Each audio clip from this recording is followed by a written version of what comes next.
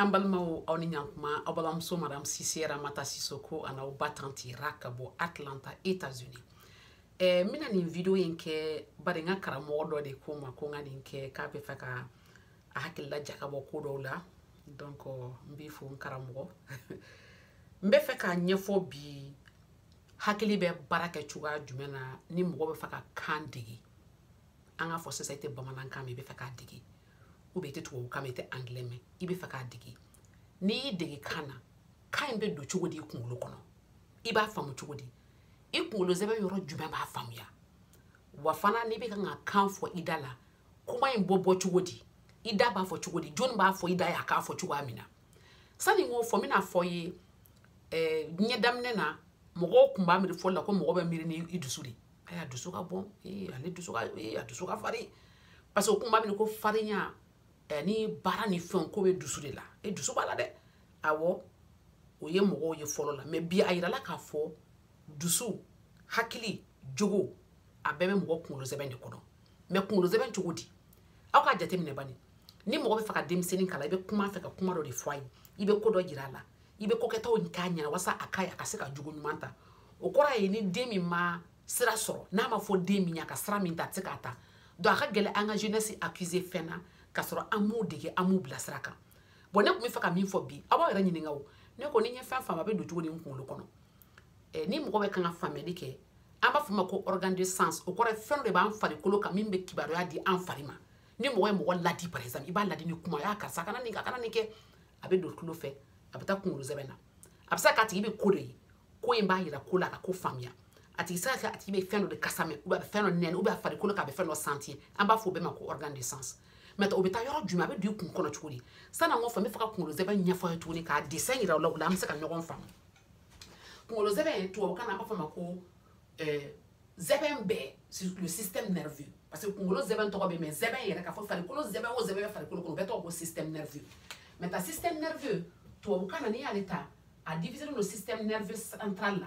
oye kungulo zeben ani kokolo so comme zeben me kokono o zeben o de moelle épinière ama se be bomana na zeben o de donc kungulo zeben me kokolo kono ani kungulo fana zeben to bukana parce que zeben fana partout chama ni bala a zeben betoko ama fuma ko encéphale ko la woro kungulo zeben mais ta encéphale fana yoro saba de bali la di yoro to ko cerveau amba fuma ko cerveau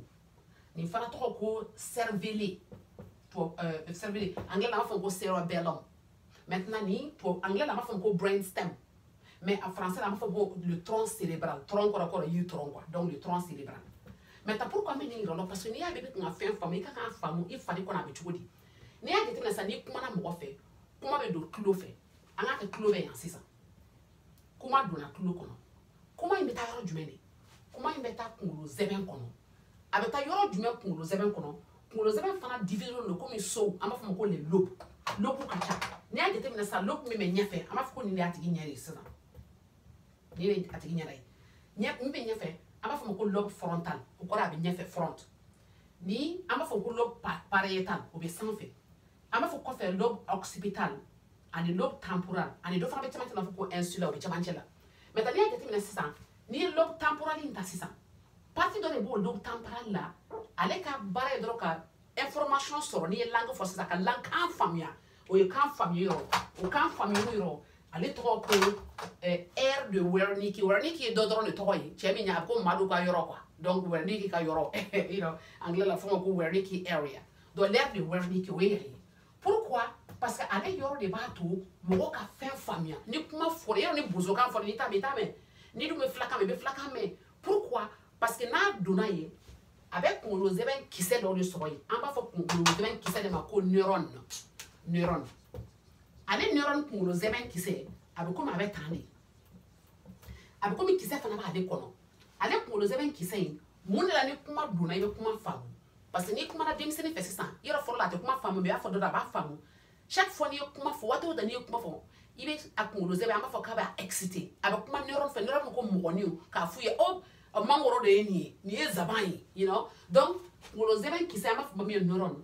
o de be excité chudi ami no ɲɛfɔ rapidement k'a fɔ n'i ye kunkolo zɛbɛn kisɛ neuron ta ale kɔnɔna bɛ komi négatif komi moins a kɛnɛmana bɛ komi plus a yɛrɛ plus ni moins kɔni n'o maga o ye courant de ye u bɛ se ka maga ɲɔgɔn na a bɛ komi n'i ye courant minɛ n'i y'a mɛnɛ k'a jigin mɛnɛni ye plus ni moins dɔrɔn de fili fila faralen ɲɔgɔn kan hali n'i m'a kɛ tuma la fili yɛrɛ i b'a ta dɔrɔn i b'a kɛ tan o bɛ n'i ye batterie ta sisan i tɛ batterie ta k'a don a tɛ mɛnɛ yan c'est la même chose kunkolo zɛbɛn fana kɔnɔ plus ni moins de bɛ yen mun de ye plus ye an b'a fɔ dɔ fana ma ko sodium sodium bɛ komi n'i ye kɔgɔ ta kɔgɔ parti fila de b'a la kɔgɔ de tɔgɔ ko NaCl Na plus Cl moins o ye kɔgɔ sodium ni chlorine dɔrɔn de ɲagaminen don o sodium min ye plus ye kɛ n'ale donna moyen o moyen bɛ yan a b'o kɛ plus ye courant bɛ mɛnɛ o la ni kan donna ni ko mangoro bɛ zaban nin kisɛ kelen in ale b'a zaban ta donc chaque fois ni ko mɔgɔ ma zaban a bɛ zaban couleur ye a b'a faamuya mais n'i y'a fɔ kamara la a t'a dɔn parce que neuron t'a kunkolo zɛbɛn kɔnɔ min y'o dɔnniya ta k'a dege n'o dɔnniya ye donc chaque fois ni bɛ kan ka mɔgɔ dege fɛn o fɛn n'i y'a fɔ mɔgɔ ye a bɛ neuron kelen fɔ a b'a fɔ oh nin de ye nin ye donc a ko mɔgɔ dɔ ka baara ye dɔrɔn k'i jɔ neuron k'a fɔ n'o ye nin ye donc wɛrɛni k'i ka yɔrɔ ye kunkolo zɛbɛn kisɛ neuron o de b'a kɔnɔ mais chaque fois n'i ye kuma dɔ fɔ a b'o exciter k'a fɔ ye nin de fɔra nin ye nin de ye zaban nin ye mangoro nin ye tasa nin ye barama ye donc wɛrɛni k'i ka yɔrɔ ale bɛ information dɔrɔn de ta ale b'a fɔ dɔrɔn est ce que n y'a faamuya parce que mɔgɔ ka fɛn faamu ani k'a fɔ kelen tɛ parce que dɔ bɛ yen a bɛ se ka kuma mɛn mais a tɛ se ka kuma dɔ bɛ yen a bɛ se ka kuma mais a tɛ se ka kuma faamu parce que e bɛ se ka kuma mais e tɛ kan dɔ mɛn par exemple i tɛ chinois kan mɛn mun na parce que i kunkolo zɛbɛn kɔnɔ kunkolo zɛbɛn kisɛ neuron o tɛ yen min delila ka chinois kan mɛn k'a faamuya k'a fɔ nin chinois kan na fɔ bamanankan na ou bien a bɛ fɔ ta nin ye nin ye o de la wɛrɛni k'i ka yɔrɔ ale ye faamuyali yɔrɔ ye maintenant yɔrɔ filanan bɛ yen min bɛ lobe frontal la lobe min bɛ ɲɛfɛ yan o yɔrɔ an b'a fɔ ma ko Broca area Broca fana mɔgɔ de don komi n'i ko Musa ka yɔrɔ Broca area l'aire de Broca la partie ale y'a inventé dɔrɔn a y'a tɔgɔ d'a la o yɔrɔ fana o bɛ komi o bɛ lobe frontal de la yan ale ka baara ye mun de k'i lakuma fanga min b'a to o bɛ di i ni na ka kuma parce que mɔgɔ bɛ kuma ni mun de i bɛ fɛn dɔ de déplacer ni nɛn kan n taara so n nana mun na n taara yen ale bɛ bɔra mais mun de b'ale pousser maintenant partie dɔ de bɛ kunkolo zɛbɛn kɔnɔ yan kɔfɛ ɲɛfɛla la yan sisan an b'a fɔ ma ko la partie frontale o ɲɛfɛla in neuron kunkolo zɛbɛn kisɛ dɔ de bɛ yen ale fana kunkolo zɛbɛn bɛ mun de kɛ a bɛ ji dɔ de bɔ a yɛrɛ la o ji de bɛ maga i muscle la i da muscle min bɛ to k'a fɔ a o ka dayɛlɛ ka datugu maintenant o ji in bɛ fɛ k'o de dessin rapidement an k'o yɔrɔ faamu donc sisan an y'a faamu kunkolo zɛbɛn bɛ cogo min sisan n bɛna ɲɛfɔ mun de bɛ kunkolo zɛbɛn kisɛ kɔnɔ c'est comme min bɛ bɔ an b'a fɔ ma ko neuron a bɛ tan min b'a to ale bɛ kuma i muscle fɛ an ka sisan nin de ye muscle ye i da muscle min bɛ kuma donc n'i y'a jateminɛ sisan ni kunkolo zɛbɛn n'i kumana mɔgɔ fɛ a y'a faamu k'i tɛgɛ kɔrɔta a tigi ko awɔ i tɛgɛ kɔrɔta a bɛ kan k'a dabɔ ka kuma tuma min kunkolo zɛbɛn kisɛ dɔ bɛ bɔ a ka Broca area la ni min yir'o la fɔlɔ la ka ji dɔ bɔ ka maga muscle la o ji an b'a fɔ ma ko acetylcholine o ji de bɛ bɔ ka maga i muscle la i muscle ka se k'a fɔ awɔ ayi mais kuma yɛrɛ fɔcogo sɔgɔ kuma yɛrɛ bɛ bɔ kuma min b'a faamu o bɛ bɔ yɔrɔ jumɛn o bɛ bɔ kunkolo zɛbɛn partie bɛɛ de la ka fara ɲɔgɔn kan k'a fɔ n'a ko k'i k'i bolo kɔrɔta i b'a fɔ i bolo kɔrɔta ka mots fara ɲɔgɔn kan kelen kelen donc Broca ka yɔrɔ o de b'a to i bɛ se ka kuma bɔ i da k'a fɔ maintenant wɛrɛni ka yɔrɔ o de y'a i bɛ se ka kuma faamu donc a fila tɛ kelen ye wɛrɛni ka yɔrɔ ale bɛ lobe minɛ o tɔgɔ ko lobe temporal o b'i tulo kɔrɔfɛ alors que Broca kuma fɔ yɔrɔ o b'i lobe frontal o bɛ ɲɛfɛ de parce que kunkolo zɛbɛn ɲɛfɛla o de ye mɔgɔ hakili sigiyɔrɔ ye sɔgɔ yɔrɔ min na i bɛ se ka jateminɛ kɛ ka miiri ka se ka solution sɔrɔ problème na maintenant n bɛ nin bɛɛ ɲɛfɔ min kama parce que n'i y'a mɛn jamana bɛ taa ɲɛ jamanadenw ladila u ye faamuyali de kɛ faamuyali tɛ kɛ ni faamuyali ma f'i ye kan na i bɛ min faamu kan tɛ se ka faamu n'o y'a sɔrɔ i kunkolo zɛbɛn kɔnɔna na neuron tɛ yen min courant bɛ don a kɔnɔ k'a lawuli i ka se ka ko dɔ kɛ i yɛrɛ ye o de la ni kuma fɔra aw ye kan na aw tɛ min faamu aw tɛ se ka action ta aw tɛ se ka taa ɲɛ parce que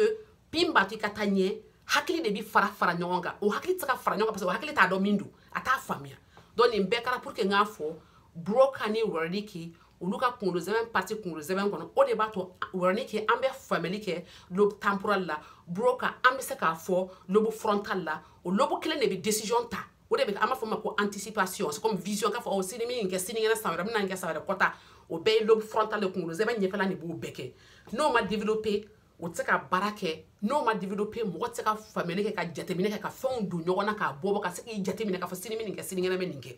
donc c'est important an ka kunkolo zɛbɛn faamuya o la n ye nin video kɛ k'a ɲɛfɔ aw ye système nerveux bɛ baara kɛ cogo min an kan k'an jija ka se ka denmisɛnninw kalan kan na u bɛ min faamu walasa u ka se ka décision ta min bɛ se k'u nafa ka jamana nafa aw bɛɛ ni ce aw bɛɛ ni baraji ala k'an to ɲɔgɔn ye à la prochaine